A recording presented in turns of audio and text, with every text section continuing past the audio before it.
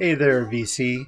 Hope everyone's doing well. And I thought I would shoot a video concerning modern folk music, primarily covering 1950s going forward. Um, One of the pioneers of modern folk music, of course, was Woody Guthrie. And he was probably at his peak back in the 30s and 40s with many of his union songs, protest songs, and many of his songs are still very apt, let's say, especially songs like Deportee, Pastures of Plenty, This Land is Your Land. Um, his songs really hold up and sadly are still very, very true. Um, Another pioneer in the modern folk world was Pete Seeger, who helped, as part of the Weavers, bring folk music to a very wide audience in the 1950s and beyond. Unfortunately, they were blacklisted during the McCarthy era for a few years, but came out unscathed by the 1960s. Burl Ives, of course, was a big figure and part of the folk movement. He was somewhat of a controversial character at one time, as he testified before the House Un-American Committee with McCarthy and alienated a lot of his friends, including the Weavers and many others. But apparently he made amends down the road. So, anyways, Burl always had a wonderful voice, and he was a wonderful character, actor, and personality. And this is a live album he made back in the earlier mid 50s. It's a coronation concert in London, so I assume that it was recorded during the Queen Elizabeth II's coronation. But what's really nice about this album is it's just him and a guitar, no extra flourishments or backup singers or anything like that. It's just pure Burl. Another pioneer in the folk music was Cisco Houston, who was early New Yorker, I believe. I'd have to Google that, but he was part of the Greenwich Village, New York folk movement in the beginning. And of course, there was Odetta, who made several great recordings for RCA and other labels in the 50s and 60s, and just an amazing voice, amazing presence, and person.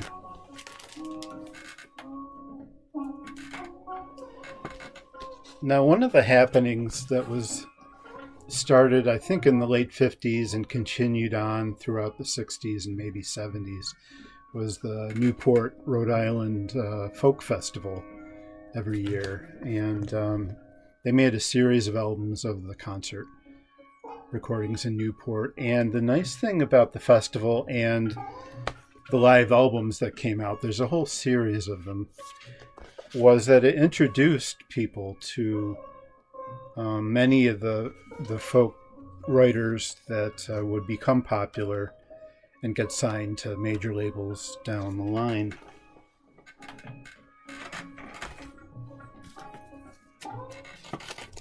Ramblin' Jack Elliott was kind of one of the big father figures to the younger folk writers at the time, and he got his name obviously because he rambles, both physically and verbally. He's a great storyteller and just amazing memory, and has many yarns to spin between songs if you ever have seen him live.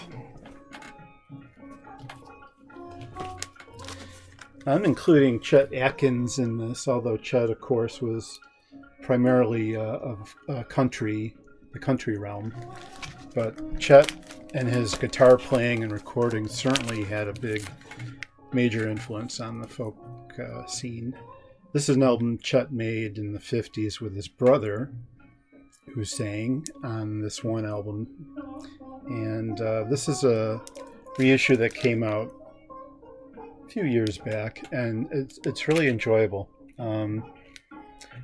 I know someone that has an original mono copy. The story always has been that this record never got issued and never hit the streets, but some mono copies obviously got out, and I've seen photos of it, and so it does exist. But I highly recommend this record for the music and the sound. Incredible RCA Nashville Victor studio sound, with Chet producing, of course. Anything Chet put his hands to sounded amazing.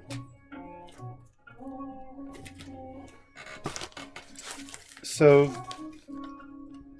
part of the folk scene in the early 60s involved some duos and trio groups.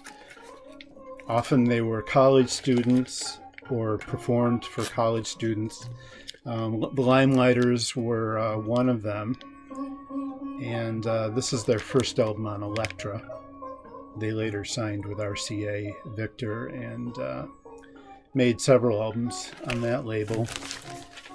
Their singer Glenn Yarborough had been making records before joining the Limelighters and had a great solo career afterwards as well. He left the Limelighters probably around 64, 65, but just wonderful tenor singer.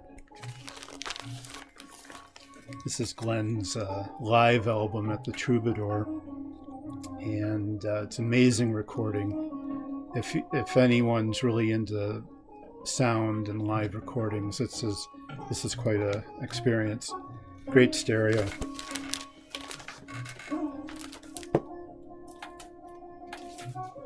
And here's the modern folk quartet.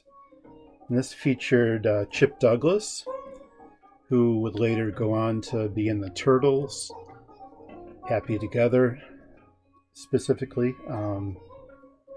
He was on that track. And Jerry Yester, who also had a solo career, and he also was a record producer.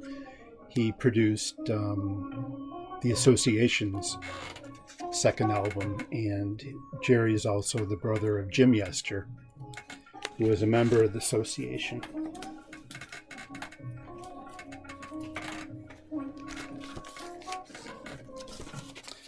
Another of the quartet's outfits that toured the college campuses back in the early 60s, Brothers Four. And I believe they were from the Pacific West. They made this great Lennon and McCartney album, and it's really well produced and recorded. If you like vocal music and hearing other people do the Beatles songs, I recommend that as well.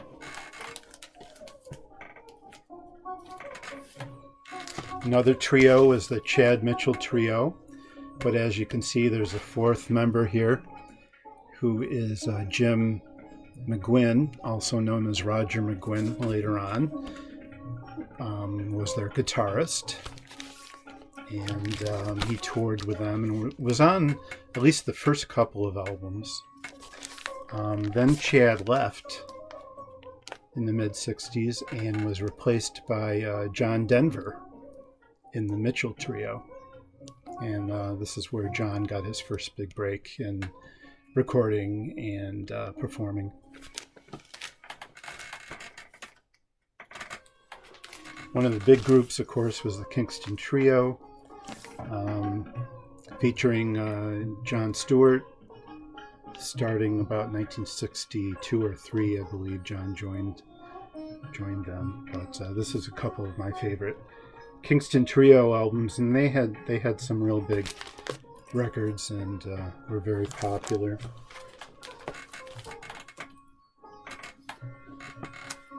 He's the Cherry Hill Singers, and I think they were from Denver. And the group features Ted Blueshell, who went on to become a member of the association.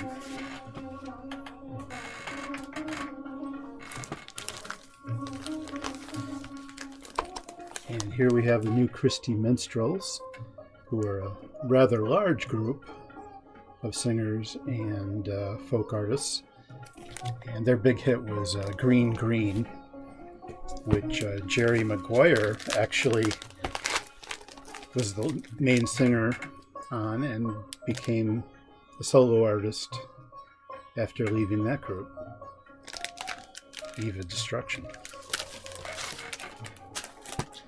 Another thing about the New Christie Minstrels is it featured Larry Ramos, who went on to be a member of the association, and Gene Clark, who went on to be a member of the Byrds.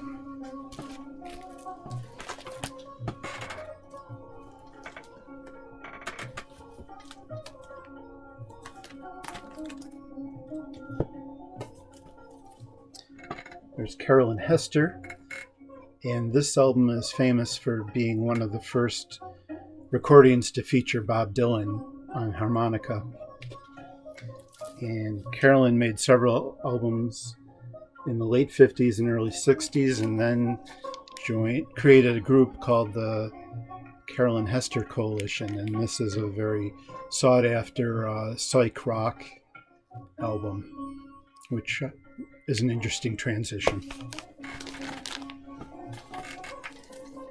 There's Judy Henske, whose big song was High Flying Bird, which a lot of rock outfits actually covered. Most notably, the Jefferson Airplane used to play High Flying Bird in their live sets in the early days, but never ended up on an album until compilation later in their career. This was a psych album that Judy Henske made with Jerry Yester, I think around 68, 69.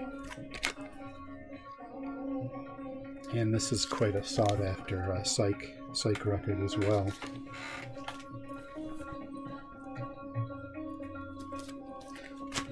Now, some of the more unusual writers from 50s and 60s, John D. Loudermilk, whose famous song was probably Tobacco Road, which was covered by many rock bands. And Loudermilk has a very wry and odd sense of humor. So I really enjoy his records for that reason. Just an oddball, but a very talented one at that.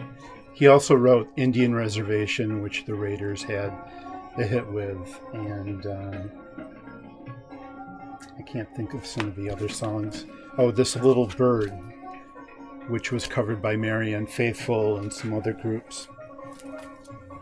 The Simon Sisters, folk duo featuring Carly Simon and her sister Lucy Simon. They made, I think, about 3 albums.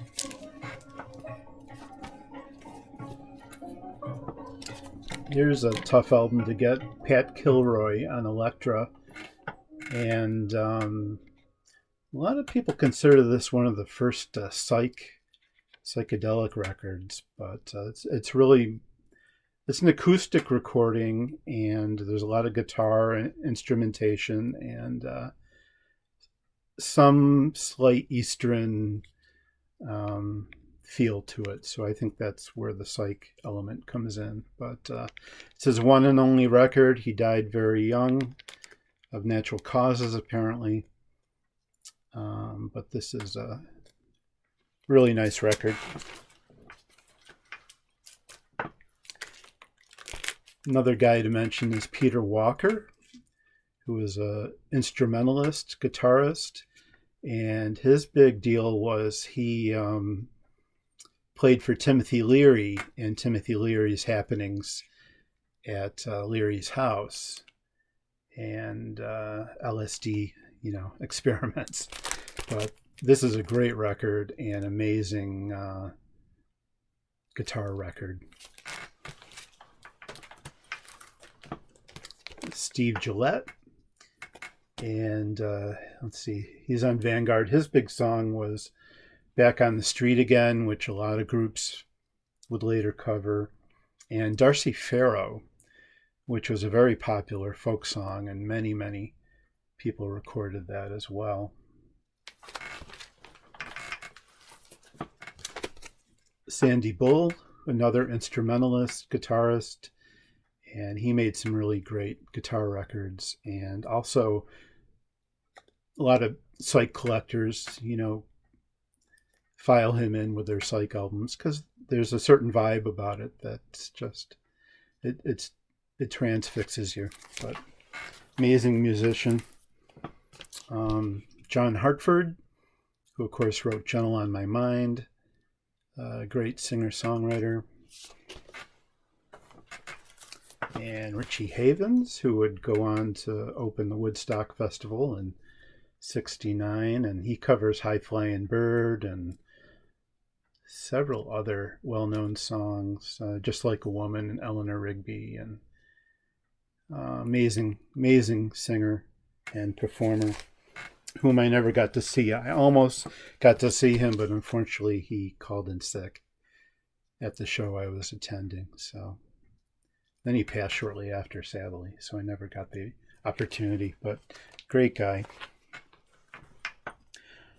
Another rather peculiar fellow is Lee Hazelwood, who got his start after leaving the Marines as a DJ in Arizona, and later went on to produce Duane Eddy's records on the Jamie label and a few on the RCA label. But Lee was an amazing songwriter himself and record producer and singer, and like John D. Loudermilk, just a very odd sensibility about him.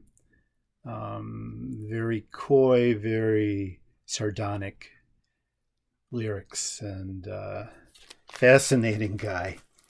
This is probably his most famous work that he recorded with Nancy Sinatra. And Lee, of course, wrote her big hit, These Boots Are Made for Walking, and produced a lot of Nancy's records in the mid-'60s on the Reprise label. And this is a fantastic album, too. I'm sure many people know Some Velvet Morning, which many people covered, and Sand, and Summer Wine. Just great stuff. Bobby Gentry, Ode to Billy Joel, which is a massive hit for her, and later became a film. I'm sure a lot of people know that track. There's Jack Scott, who should have been a major star but wasn't.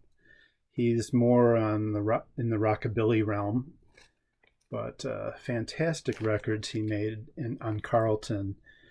Later got signed to Capitol, and apparently Capitol groomed him to be more of a crooner type of singer, and that just didn't work well for him. Here's Hamilton Camp, and he was one of the Greenwich Village guys. And he recorded a lot of Dylan songs, and he recorded Get Together by Dino Valentini, one of the first to record it, I think. And his Camp's big song was Pride of Man, which Quicksilver Messenger recorded, and some other groups.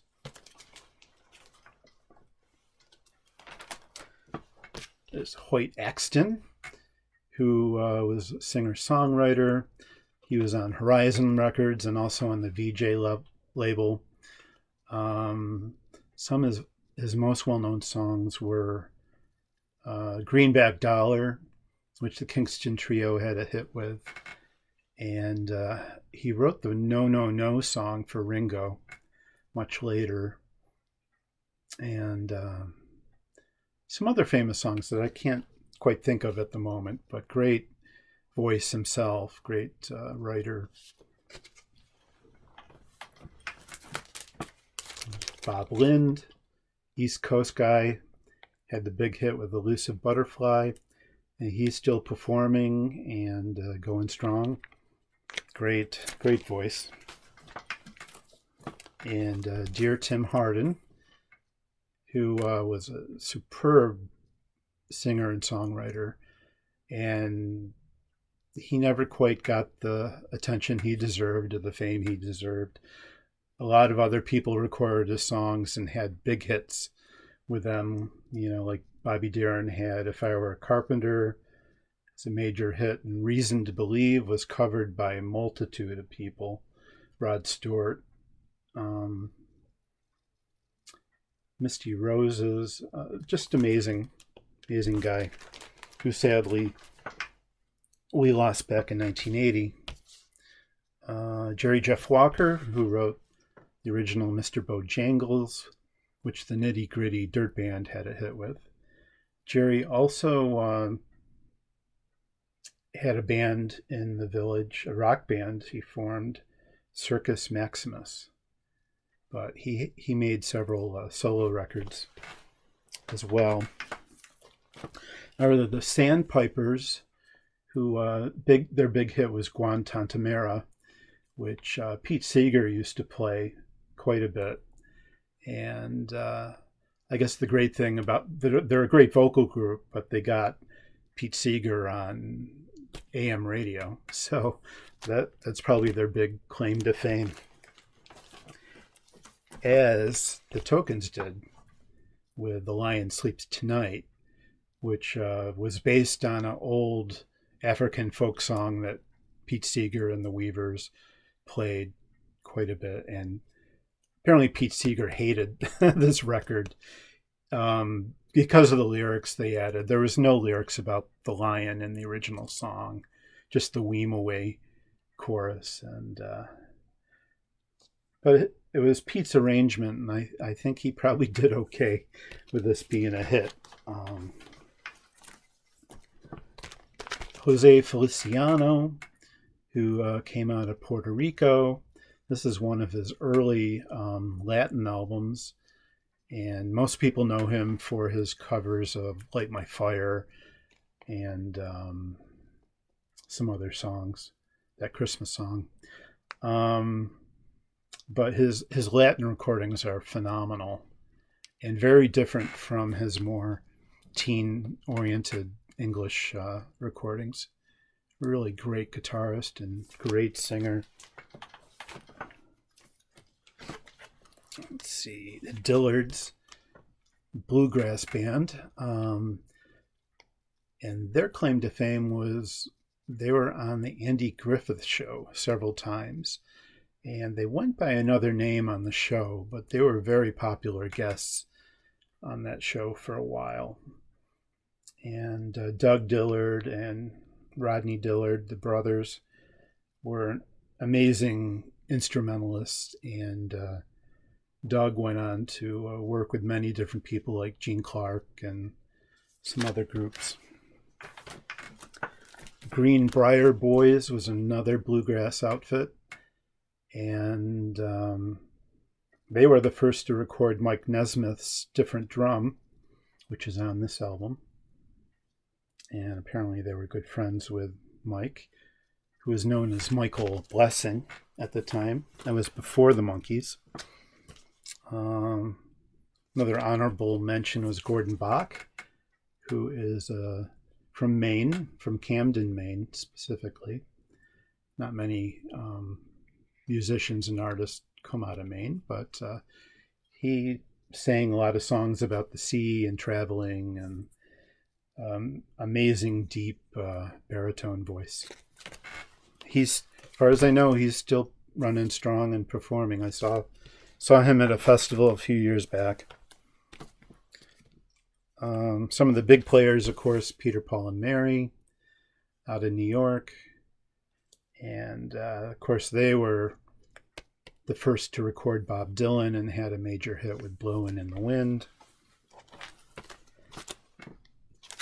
There's The Journeyman featuring John Phillips, who went on to start the Mamas and the Papas, and Scott McKenzie, whom John Phillips championed and produced his first album, featuring, if you're going to San Francisco, be sure to wear some flowers in your hair. But they both got started in this folk trio. Jim and Jean, and they made about 3 albums, I think. Jim Glover was Phil Oakes's college roommate, and Jim appeared on some of Phil's A&M recordings.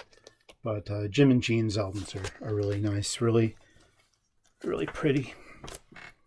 Another duo, Mimi and Richard Farina, or Richard and Mimi Farina, depending on the album. Combination of dulcimer and guitar, which was really unique at the time. And unfortunately, Dick Farina passed away in a motorcycle accident in 1966. And sadly had a very short career. He was also a writer, an author. And Mimi, of course, was Joan Baez's sister. And Mimi and Dick were very close friends with Joan Baez and Bob Dylan. And of course, Dylan went on to have his own motorcycle accident, but thankfully survived. So speaking of Bob Dylan, these are a couple of my favorite of his early albums. He was just an amazing folk singer and songwriter. That he was leader of the pack. Once he started recording, there was no stopping him. His career was just a projectile. Out in New York again, Even Dozen Band, featuring Maria Muldaur, John Sebastian, Steve Katz, and Stefan Grossman, Josh Rifkin. A lot of heavy hitters in the folk movement. Great record, very hard to find. Steve Katz signed it for me. There's Judy Collins, and this is her 5th album, and Wildflowers. And Jim McGuinn was the arranger for this album and plays guitar. Judy covered songs by Dick Farina, Bob Dylan, Phil Oakes on this record, and Eric Anderson. Just amazing album, highly recommended. And this album was probably the one that broke Judy's career. She had a big hit, Both Sides Now, and introduced Leonard Cohen to a wider audience.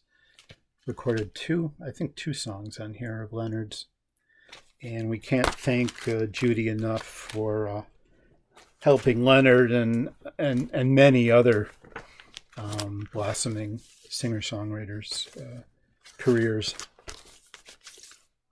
Dear Joan.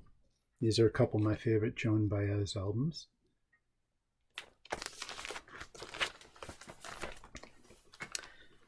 And Eric Anderson, one of the New York Greenwich Village folks. This is probably Eric's most famous album, Blue River. And this was one of his biggest albums on Vanguard. This has Violets of Dawn, Thirsty Boots, and those are probably his best well-known songs. But he's still performing and recording and traveling all over Europe. Great guy. If you ever get a chance to see Eric, do. David Blue, another New Yorker out of the Village. This is a very Dylan-esque album, which I think was intentional. But really interesting guy, great singer and performer. He went on to make several albums for Elektra and I think on Columbia. records too. Jim Quickson Jug Band, Maria Muldaur, Jeff Muldaur. They were very popular at the Newport folk festivals in the mid-60s. Made several albums for Vanguard and Reprise. Honorable mention, Mike Spolstra, guitarist and singer-songwriter. In the liner notes of the CD for this album, apparently John Lennon listened to this and sent Mark a personal letter saying how much he enjoyed the album. Patrick Skye, another singer-songwriter from New York, whom we lost a few years back. Great guy. He made several albums for Vanguard. And the great Tom Rush, who Circle Game is probably his most famous album. And he was the first to record people like Jackson Browne, Joni Mitchell, James Taylor.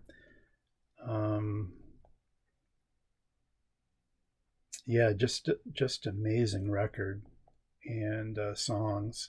And his first song that he wrote actually appears on the album, No Regrets.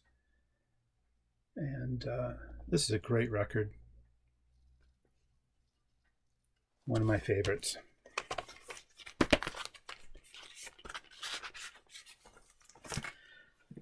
Dale Stanley, and she came out of the Cambridge, Boston folk scene, I believe. She made a couple of albums in the mid-60s and I guess kind of disappeared, but she was always well regarded, and if you can find her albums, I'd definitely pick them up. And Tommy Paxton. Tom was one of the New York guys, wrote amazing songs, which everybody covered. Pete Seeger was the first to cover Ramblin' Boy, I think. And then someone else did Bottle of Wine. I think Jimmy and I can't think of their names. Jimmy Glimmer. But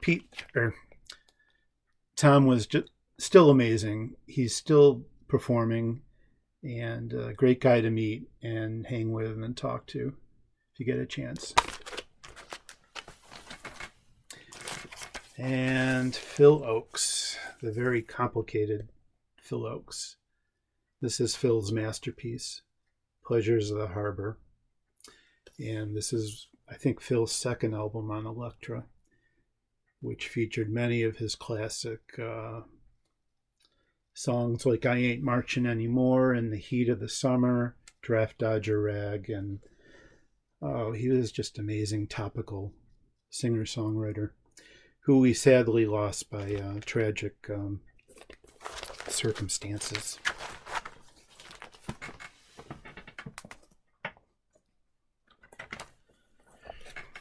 There was Peggy Seeger that went on to England, and she started the British, not started, but she was one of the leaders in the British folk movement over in London. So she gets an honorable mention. As does Paul Simon, who lived and stayed in England during 1965 before Sound of Silence became a big hit, which drew him back to the United States. But Paul made this wonderful album in England, which featured most of Simon and Garfunkel's early songs, which he recorded solo first. And there's Jackson C. Frank. This is one of my rarest albums. This is an original on Columbia EMI. And Jackson, of course, met up with Paul Simon in London. Jackson was from Buffalo, New York. And Paul produced this one and only album of Jackson. It was wonderful, wonderful, sad songs. Very tragic guy, very tragic life. He dated Sandy Denny for a while, shared a flat with Simon and Garfunkel in England, and really impressed a lot of people there. And you can hear influences both in Paul's music and Jackson's music, so they no doubt had a big impact on each other. There's Bert Jansch, a heavy hitter in the British folk scene, great guitar player. John Redbourne, another great guitar player and British folk guy. Shirley Collins and Davy Graham. Now, all these people hung out with Paul Simon and Jackson T. Frank at one time or another during their London stay, and everybody influenced everybody. Lonnie Donegan, who came a bit earlier with the whole skiffle movement, which was more or less folk music and jug band music. Influenced the Beatles, influenced many folks.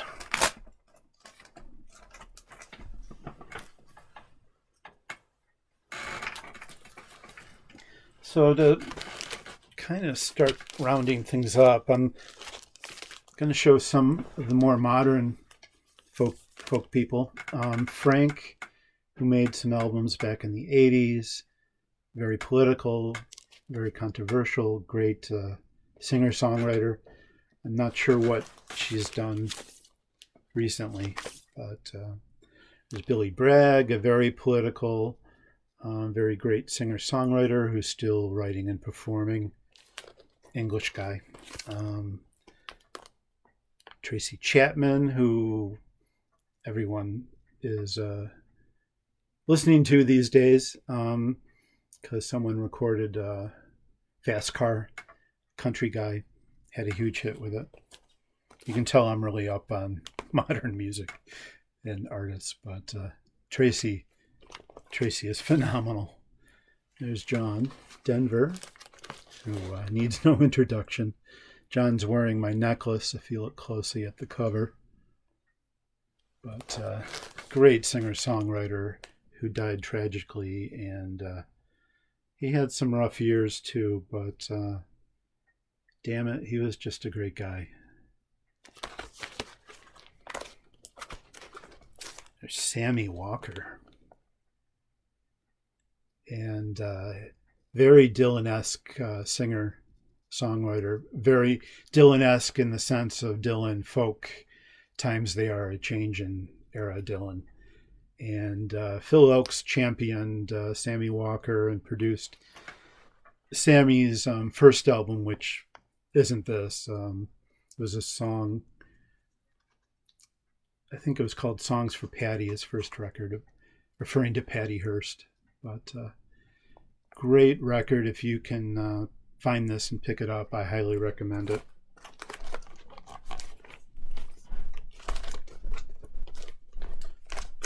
Townes Van Zandt, who became very popular in the last 20, 30 years. Wasn't that well known during his days, but very influential on many singer-songwriters. And the dear Kate Wolf, amazing singer-songwriter, great voice, out of Northern California. This is a signed copy by Kate. I didn't get it signed, but I've looked at her autographs online, and it's hard to see. It's in pen, but it looks very close to other signatures Kate had done. Nancy Griffith, at least we forget. There's Nancy. Nancy passed away within the last couple of years. Was big lady on the folk scene in the late 70s and 80s and going forward. Just phenomenal. Very prolific, made many albums. And we miss Nancy very much. This is Nancy's first album, which was the same album I showed you prior. This is the original cover. There's a light beyond these woods. Jack Hardy. Jack Hardy was big in the New York Greenwich Village scene. He came a little bit later in the 70s. Very prolific, recorded many albums, toured a lot. Funny guy, great storyteller. We lost Jack back in 2011. He was just wonderful to hang out with and talk to. Amazing, smart, intelligent guy. This is my favorite Jack Hardy album, the Nameless one. Janice Ian, young. She was really young when she came out, and her first album was on Verve Forecast. Big song was Society's Child, which became a big hit for another group. I'm blocking the name of that group as well. Spooky Tooth. Sorry, I have the record. Spooky Tooth. David Buskin, great singer-songwriter. And I don't know if he made any other albums beyond this, but David Briggs is on it, and some other, Pete Drake, some pretty heavy hitters are on this album with him. David Ackles, another Elektra recording artist, great baritone voice, very good storyteller. I think American Gothic is his most famous album. And this one was actually on Elektra. Tim Buckley, who was on Elektra, singer-songwriter. He kind of crossed over into the rock realm. But wonderful, wonderful voice. And it's a shame that we lost him so young. These are my favorite Tim Buckley albums. So that's about it. I really enjoy acoustic music, folk music, and hope you share my passion. If you have any questions about any of these records I've shown or artists, let me know in the comments below. Please like and subscribe if you like it. And I'll talk to you later. Thanks so much.